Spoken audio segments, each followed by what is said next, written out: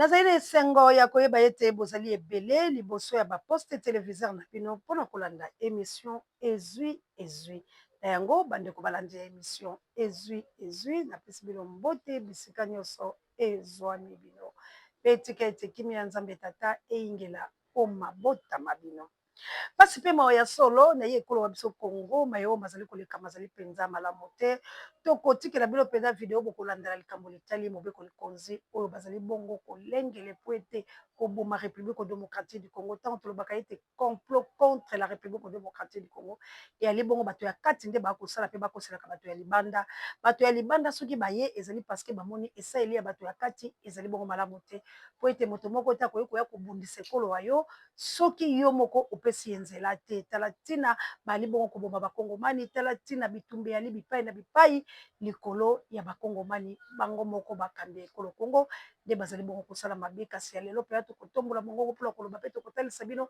maemanso ya mabe oyo ezali kosalama na kati ya république démocratique du congo bosabone massivement na Océan du Congo, chaîne na bino ya Libération, partout bozali, mon mère de Brune, on a Autriche, senga vraiment na bato basabone, to bunda etumba ya bavi, mama bonheur, mama jeunesse manga, Valérie Petelo, bipai binso bozali penza, to bunda etumba ya bavi, na kati ya chaîne na bino ya Libération, Océan du Congo plutôt, pe tozali kosenga na bino ete, boteleme na tina ekolo wa bino, bozala ba vrai patriotique, bolongwa na mpongi, bolongwa na liloto, bolongwa na komikanya kanya pe komikabola po ete mai o makoleka ekolo ezali bongo malamu te mwana mboka Félix Antoine Tshilombo ya solo ayeki mpe na ekolo mpona kosala malamu te kasi mpona koboma yango tozali bongo komoyebisala bino ete toteleme po ete likambo oyo esila maso batikali bokolanda yango na bolai bwa basa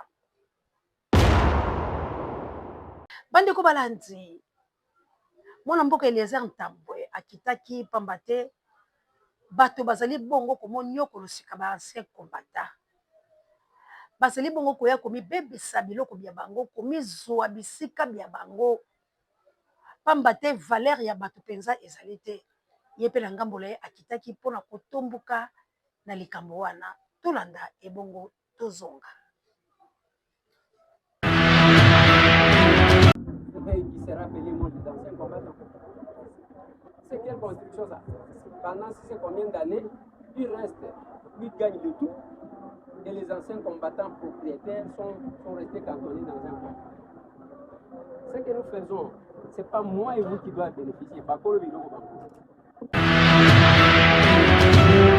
bancien combattant balelaki mpe na mongongo makasi mpe bomoni ndeko Eliezer Ntambwe ye wana mpe akitaki po ete ya kotomboka mpe koloba ete bakoki bongo komaltraite ete bandeko oyo bozwa kolona bokobuka yango na mikolo mizali koya bobanga te pamba te manso tosalaka efutamaka bobeye na se ezali lelo moko te koyi koleka lelo oyo okoyi mokonzi lelo batie yo na esika yo mimoni ete okomi au-dessus de la mêlée ndeko na ngai bokoyi kochange bobeko likonzi nde bokoyi kochange yango bokoyi kochange bosala oyo mitema na bino ezali kosepela kasi bokosenza esaleli ya nzambe te mpe bokosenza te emoneli ya bato vis-à-vis ya oyo bino bozali kosala boyebaka ete kongo ezali ya bino te baoyo bazalaka liboso baleka bino mpe bokoleka ndenge bango mpe balekaki basusu mpe bakoya soki mpe basali malamu te bakoleka kaka me kongo ekotikalaka kongo kongo ekozalaka kongo bokochange yango te pamba te maye oyo bino bozali kosala ezali mpenza malamu te likambo litali mvula ya lobi bandeko epesaki mpasi mpe mawa na bapeuple congolais milelo na milelo ecreye embouteillage nazali koyebisa na bino soki gouvernement oyo tozalaka nango ezali ya solo bakopesa bino statistique mpe bakotalisa bino mabe oyo esalami na ville province ya Kinshasa bokoyoka mawa mpe soki tobimi libanda sikoyo toki na baprovince boleli mpe bokatani bolobi pourquoi makambo ya boye koyi kosalama kaka na régime ya mwana mboka Félix Antoine Tshilombo pourquoi kaka na régime oyo nde makambo ye mabe koleka pourquoi kaka na régime oyo nde nyonso oyo toyinaki tomoni yango ezongi lisusu me na lolenge ya malamu te oyo nyonso congolais adeploraki lelo na kati ya régime oyo eye ya kosakana te pourquoi bandeko nanga ezali parceke mwana mboka Félix Antoine Tshilombo azwaka bokonzi te ezali parceke alingi adrible bato oyo bapesaki ye maboko na lolenge ya malamu te yango wana mpasi ezali koya ndeko na ngai ezali moko ya leso ete ya bakongomani bansola bisika biso ezwami bino équipe pour la télé États-Unis d'Amérique mana na ngana kunya dolanga na États-Unis d'Amérique yanga mokonzi na Angleterre kila mejinde talo take tumba kale kutumba lo ko fa pekato na akene na mboka ya mama social makambo ezali kosala mana kongo ezali te ya ba mama missionnaire na place ronde na mboka nita babe fukulo moto pe bakoko lumumba. Pourquoi? Parce que eloko ezali ya yo te o se préparer ki na mote dekolanga kozongola lombango te. Congo eza ya kobeba. Nous avons un sérieux problème. Il y a Est et la République démocratique du Congo. Nous avons un sérieux problème, il y a balkanisation. Nous avons un sérieux problème, il y a occupation. Nous avons un sérieux problème. Oh, bah, Congolais, bah, kufa. Tongo me dit pourquoi. Bah, Congolais, bah, kufa. Mais tiki lo lelo tozo na solution te. Mais bazali ko bota mususu lokola mayema. Tala pe na kanda na Nzambe ye paso ya na lolenge. Toke non totala. Rompe pomungo yaka. Matete. Lemba salongo. 11 environ wana. Lolenge lene. Fula isalamaki. Milelo na milelo. Bino moko bomona. Oto kanisa teta mai.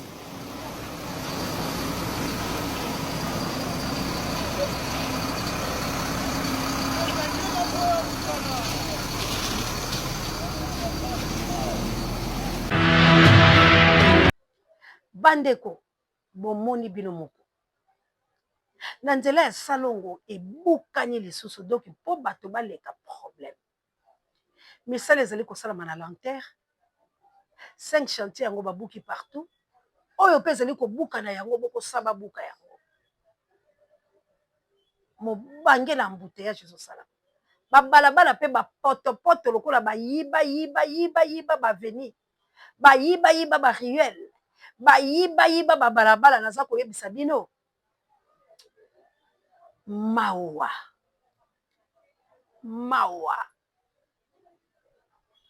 Ezali na commune moko te oyo etikali malamu po baloba ete epai na biso tozindaka te ezali te. Po lolenge bayiba baveni. Baveni ezalaka minene nyonso koba mike. Bongo etongeli ya etekeli. Bongo balabala oleli pasi pe mawa. E bongo accident.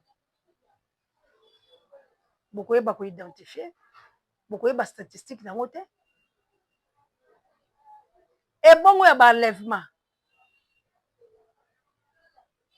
Ya ba main armée. Criminalité tonako. Mboko eza kokambama na mokonzi. Ezali na bakambi to ezali na bakambi te. Bandeko opération buka tokotila bilo ba vidéo na mikolo mizali koya. Bato wana balobi bakotika te. Balobi lolenge babukeli biso. Ezali bandeko ya temps Musée Laurent Désiré Kabila. Ezali bandeko ya Paka Juma. Ezali na bandeko mususu o ba promettre kokoisa bandako na bango tolanda muke po tolingi to c'est ça la biso ta ezali mabe. Démolition ko sala mon avis pour ça Kinshasa eko sala mabongo par sentiment te de nekaka mulumba excellence alobaka et ça la maka de guetter de fierté. Et ça ka bongo par nécessité. Babuka par nécessité. Neti boy gomezo dinda boy ko attaquer gouvernement central, gouvernement provincial, au boy ko c'est le côté inondation qui n'est ko dinda chaque jour. Maintenant quand on donne la solution beaucoup de oh non l'état moyini ko buka balto sans tenir compte il va bien abattre ainsi de suite. Mais pourtant tant bato dinda ka tant ba inondation ça la maka bozaka batali boso boya ko se plaindre. Ba baza ko dinda gouvernement c'est de l'autre côté et le remonter au salam. Le remonter salam. Vous voyez? Donc voilà. Très chers internautes, na côté comme même botala tout côté qu'on a banda qu'on se comme on a aligné toutes les maisons alignées ici toutes ces maisons et que ça la bongo démoli parce que ça ils ont construit sur pas une plaine hein il y a maï pour y mettre maï na Gombe donc côté station il y a déjà auto qui na seko on a sekuna et puis ça ramaille na plus de 14 communes excusez. Et puis ça ramène plus de 14 communes. Alors, batonga likolo ya pas une plan wana. Batonga likolo ya détio ya régie de minene. Ba collecter minene oyo makama iti na bani. Je vous laisse maintenant suivre les images et puis je vais revenir tout juste après pour commenter. S'il y a commenté, s'il y a ajouté, je vais revenir pour ajouter.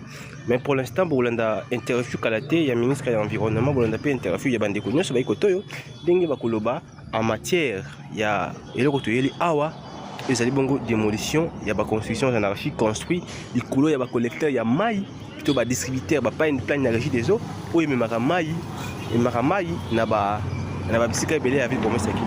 suivez les images à l'état brut et puis je vais revenir tout juste après pour commenter s'il y a commenté. Tu les quartiers, je dis les canaux CAO. Donc il y a une station à C, parce qu'il y a bien dans la maille, beaucoup de monde a explication où il y a des régions de Baropes.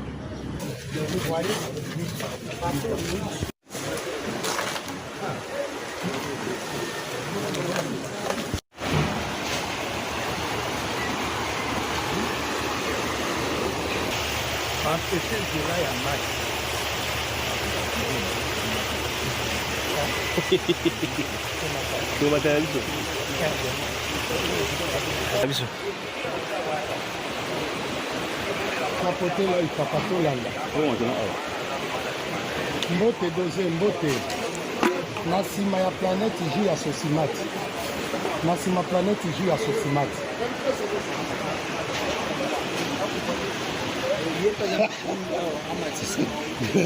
da ba ni fonda wanda protein poli mebo mais quoi kali bino moko bomonde bazali kotambola na kolaka batu koloba ete kala te tozali koya kopinzola bezali lokola sentiment lokola esengo mpona kobebisa de opération démolisation oyo ezali opération bebisa lisusu ville province ya Kinshasa parce que quand même ndenge batongaki wana bambelisaki eza na bato batongi depuis époque ya Mobutu basali ba 32 ans wana mais bino boye bobuki quartier wana mobimba ali pe le côté bo rendre place salité na ebité bokanaka bango to ezalaka nini mais pona kosilisa ba mobondo pona kosilisa conflit ekeyaka oyo ezoya lisu makasi bozali incapable soki tokia musika ya ba rebelle nanga vous êtes incapable ya ba milice il y a eu de paix, du progrès, vous êtes incapable. Mais finalement, bolingi nini. Bachaki bino na ba poste ona pobo sala nini. Bobo ma peuple to eloko nini. Batu ba sombi bisika batekeli bango la l'état. O azali institution. Botiki pe batu ba tonga bandaku. Bomoni modèle bandaku wana ndenge sa joli.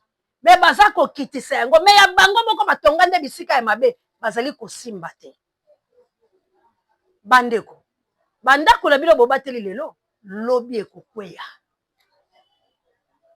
ba oyo ya peuple oyo bobomi lelo pona bandako na bango bo rendre bango ba malheureux lelo baza souffrant ba yebi esika kokende te l'état lobi je m'en fous mais lobi bandako na bino ekokweya.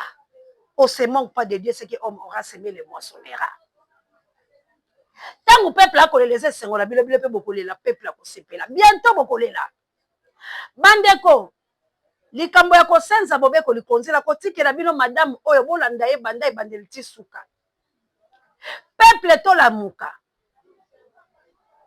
To komi de ko poussa na sanza oyo ba yi opposa ba pesa ki mona mboka Félix Antoine Tshilombo pour la dialogue. Tomoni distraction lolenge ni ezali kokende mais peuple alali pongi ya nguma azali kotala bino azape kokota pe la système à jeune na bino te parce que ayebi que vous êtes des incapables pour trouver solution na ye la posa oya lingi bovandi wana ba professeur Mbata bozali wana pour la kosala déjà ndenge nini bo pesa ba américain po bino bodondo po boyebi protection ba américain nde nzambe ba américain nde ba congolais po bokanisi ke soki bokele États-Unis d'Amérique les congolais seraient incapables où ils seront incapables pour défendre le patrimoine à Baromoko Louvounou. Louvounou, Papa Félix, Okomatoko Kita, Okolukosa la Santa Tomoto Mbelendege Ozo Kanisa, Okokaba Congo la Maboko ya Bapaya pendant autant des années Oyo Lingi. Mais Yeba ete Bokonzila yo, ezali kosila la 2023. Congolais mokote, akondima lolenge ya ebikeli Oyo azobika la mboka la ye. Congolais mokote, akosepela la maltraitance Oyo bozali kosala ye. Congolais mokote, akosepela lolenge Oyo azali kobika.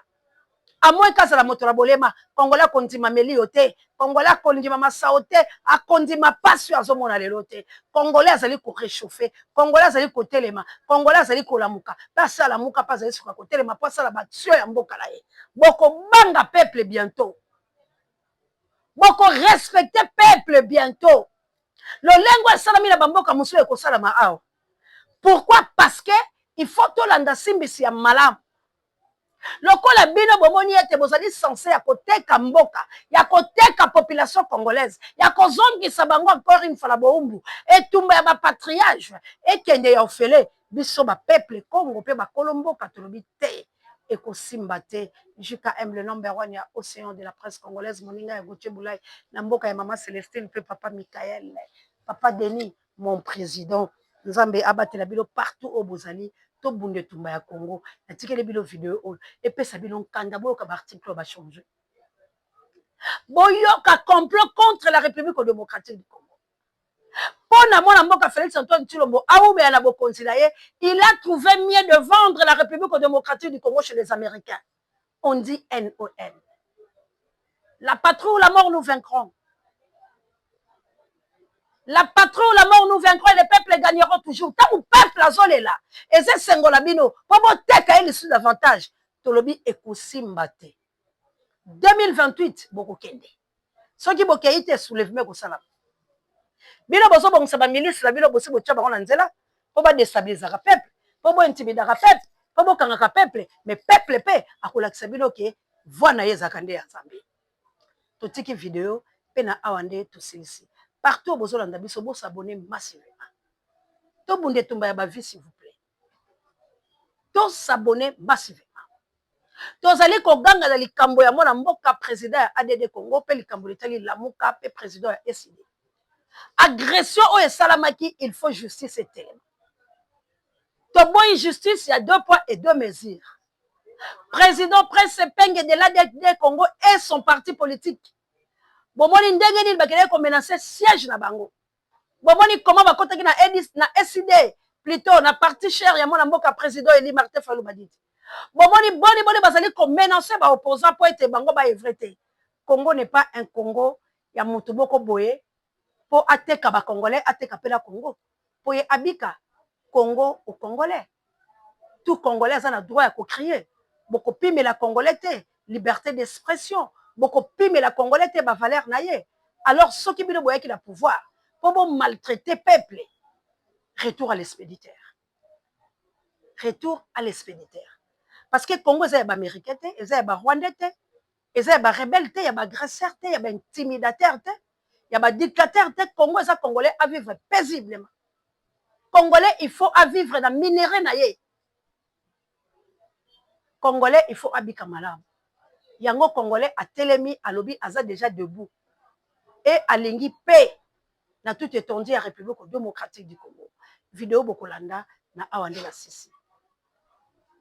Assalamu alaikum na mama ja wape ba misimo boy na South Africa na mboka ya Gilo Mpinga ba pour amenta Angola no bondi ya botar de bonheur tayer misimo komela bino mamour d'Angola la mokitene Florence ya Matondo Mido merci na bino no so ba boni na biso partout bozali en tout cas Nzambe alekala ko batela bino alekala ko bomba bino bo partager mes missions mon la mère de Brune en Autriche bo partager mes missions ba maman missionnaire na plus 32 parce que complot on a lo bakala bino yango bino moko boko yoka yango bino moko boko mona na simana yango bolo babokula kaikala koko jina complot yango eti to lo banini to s'abonner massivement to partager mes missions to soutenir chaîne pour être vérité tikalaka la chaîne mais biso to lobi to kolonga parce que Congo ça biso.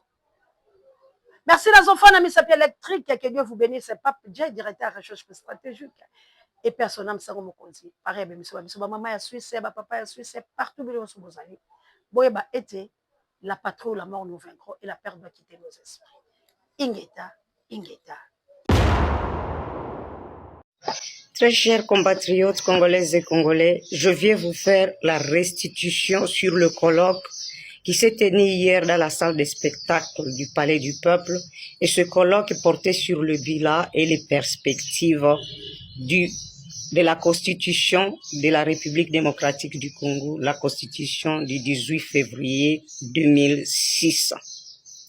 Mes chers compatriotes congolaises et congolais, c'est très grave. Très grave ce qui se prépare. Très grave le complot contre ce pays. Très grave ce que Mbata et ses compagnons sont en train de mijoter contre notre pays et contre via le changement de constitution de notre pays. En résumé, ils veulent ravir au peuple congolais sa souveraineté. Ils veulent gonfler et allonger le mandat du président de la République. Ils veulent dépecer ce pays en multiples États multinationaux. Et là, les articles qu'ils ont fustigés, c'est quoi? C'est l'article 1er, l'article 2, l'article 3, l'article 5, l'article 34, l'article 63, l'article 64, et tous sont revenus plusieurs fois sur l'article 220. Et vous savez que l'article 220, c'est parmi les articles intangibles. Donc, on ne peut pas toucher. Et ce sont ces articles qu'ils fustigent. Et pour ces articles-là, allez les lire, ceux qui ne le connaissent pas. Mais ça, ce sont les articles qui portent sur qui donnent la souveraineté, tant soit peu au peuple congolais.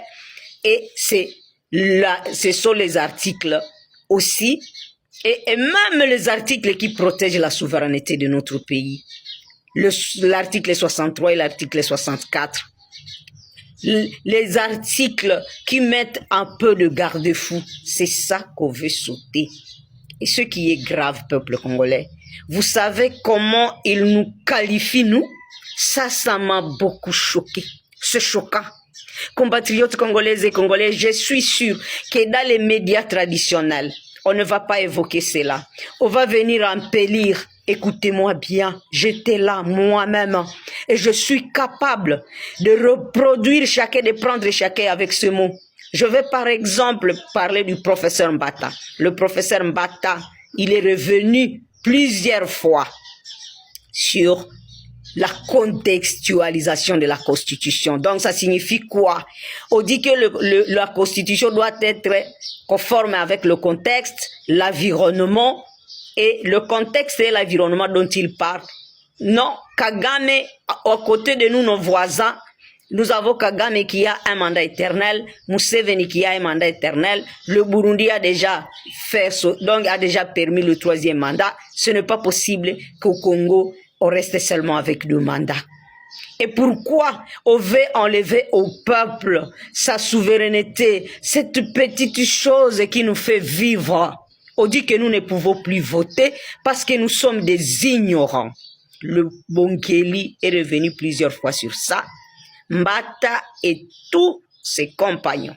Le peuple ignorant là ne peut pas voter parce qu'il ne sait pas. C'est le peuple ignorant là qui met au pouvoir les incompétents. Est-ce que vous pouvez comprendre comment on peut se moquer du peuple comme ça?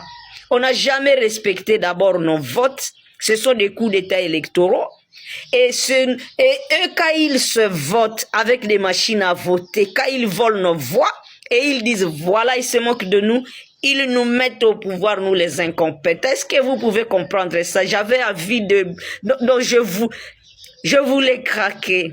Je voulais même m'arracher la foulard sur la tête. Ce n'est pas possible. Ce n'est pas possible.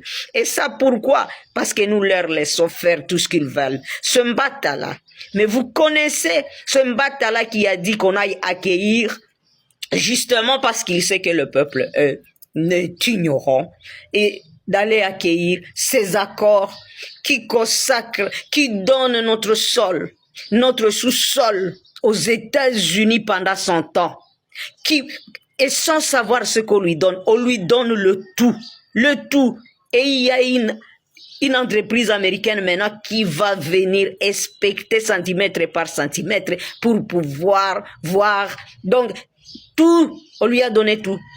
Ce que nous connaissons, ce qui est visible et ce qui est invisible et ce que nous ne connaissons pas. Encore, tout, on a donné pour 100 ans. Et Mbata dit, venez acclamer, venez ovationner ces accords. Et Mbata, il dit que ce peuple-là est ignorant. Parce qu'il nous manipule, parce qu'il nous mente, parce qu'il vole nos voix. Et il se moque de nous que nous sommes des ignorants. Et qu'à ces ignorants-là, il faut qu'on enlève sa petite souveraineté-là. Et ils ont fustigé les réseaux sociaux.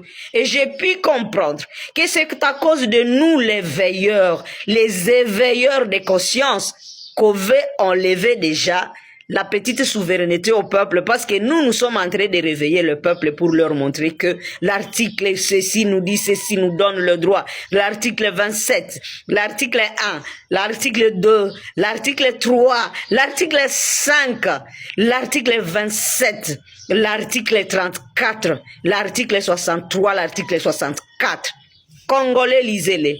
On a même distribué des petits bouquets là qui contiennent la Constitution. Et je crois que je veux me donner l'écho de pouvoir vous lire cette Constitution, peuple congolais. Alors, ils se disent quoi? Ils disent que non, cette Constitution, on reproche quoi à cette Constitution? On dit que c'est une Constitution qui a été élaborée à l'étranger, par les étrangers, et qui a été promulguée par un étranger. Et moi, je le veux bien à peuple congolais.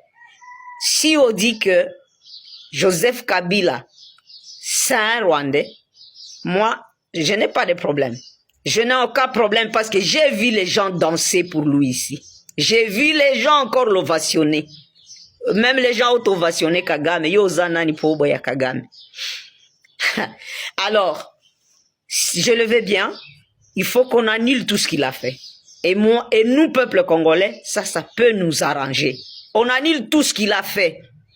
Et le gouvernement, donc le 1+4, ces belligérants-là, parce qu'ils disent que c'est une constitution des belligérants, et ce sont les mêmes belligérants qui sont encore là. Les institutions-là sont occupées par les belligérants, et nous le voulons bien. Ils disent que cette constitution-là les empêche à ce pays de devenir émergent. Ça, c'est Bongeli. Et vous allez voir les articles qu'on a cités là-bas. Qu'est-ce qui empêche à qui de faire quoi? Qu'est-ce qui empêche à qui de faire quoi? Chers compatriotes congolaises et congolais, mais le constat est aussi, ils ont constaté, ils sont conscients et ils ont constaté. Est-ce que ce texte sont appliqués? Ils n'appliquent pas la Constitution et ils viennent l'évaluer. Comment pouvons-nous évaluer les textes qu'on n'applique pas? Est-ce que c'est ce texte qui devait s'appliquer? Il y a le professeur Bochab qui dit que cette constitution doit être révisée parce qu'elle n'a pas atteint les objectifs qui étaient assignés, qu'on devait accomplir via cette constitution. Et on n'applique pas la constitution. Et ce sont les textes qui devaient s'appliquer eux-mêmes ou comment? Peuple congolais,